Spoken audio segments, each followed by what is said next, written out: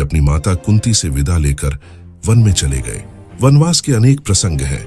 भीम का राक्षसों से युद्ध, हिडिंबा से विवाह और घटोत्कच का जन्म, अर्जुन का तपस्या करके इंद्रलोक और शिव से दिव्यास्त्र प्राप्त करना, युधिष्ठिर का यक्ष के साथ प्रश्न उत्तर, जहां उसने धर्म, जीवन, मित्रता, सुख दुख आदि पर अद्भुत उत्तर दिए और अपने मृत भाइयों को पुनः जीवन दिलवाया। 12 वर्ष पूर्ण होने पर अज्ञातवास का समय आया। पांडवों ने विराट नगर को अपना आश्रय स्थल चुना। युधिष्ठिर बने कंक, राजा विराट के सभासद और पासा खेलने वाले ज्ञानी। भीम बने बल्लभ, भोजन बनाने वाले रसोइया और व्यायामशाला के वीर। अर्जुन ने ब्रह्मचारी स्त्री रूप धारण किया। बृहन्नला, जो राजकुमारियों को नृत्य संगीत सिखाता। नकुल बने अश्वशाला के रखवाले, घोड़ों के विशेषज्ञ। सहदेव बने गौशाला के संरक्षक। द्रौपदी ने सैरंध्री नाम से रानी की दासी का रूप लिया। अज्ञातवास भी सफलतापूर्वक पूर्ण हो गया। उनकी असली पहचान कौरवों को समय रहते झात ना हो सकी।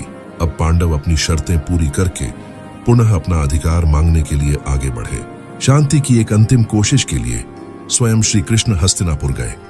उन्होंने धृतराष्ट्र और दुर्योधन से कहा, पांडव युद्ध नहीं चाहते, उन्हें केवल उनका उचित भाग दे दो, इंद्रप्रस्थ लौटा दो। यदि इतना भी कठिन लगे तो केवल 5 छोटे छोटे गांव ही दे दो, वे उसी में संतुष्ट हो जाएंगे। परंतु अहंकार से अंधे दुर्योधन ने उत्तेजित स्वर में उत्तर दिया, मैं पांडवों को सुई की नोक के बराबर भूमि भी नहीं दूंगा। अब युद्ध अवश्यंभावी था। कुरुक्षेत्र का विशाल मैदान तैयार हुआ। दोनों पक्षों की सेनाएं आमने सामने खड़ी हो गईं। एक ओर कौरवों की 11 अक्षौहिणी सेना, दूसरी ओर पांडवों की 7 अक्षौहिणी सेना। दोनों पक्षों ने पहले कृष्ण से सहायता मांगी। कृष्ण ने कहा, मेरी एक नारायणी सेना है और मैं स्वयं हूं, पर मैं शस्त्र नहीं उठाऊंगा। एक पक्ष मेरी सेना ले सकता है, दूसरा पक्ष मुझे केवल सारथी और मार्गदर्शक के रूप में। दुर्योधन पहले पहुंचा, पर वह कृष्ण के मस्तक के पास बैठ गया। बाद में अर्जुन आए और चरणों के समीप बैठ गए। जब कृष्ण ने नेत्र खोले तो उन्होंने अर्जुन को पहले देखा, फिर दुर्योधन को। उन्होंने अर्जुन से पूछा, तुम क्या चाहते हो, मेरी सेना या मैं स्वयं?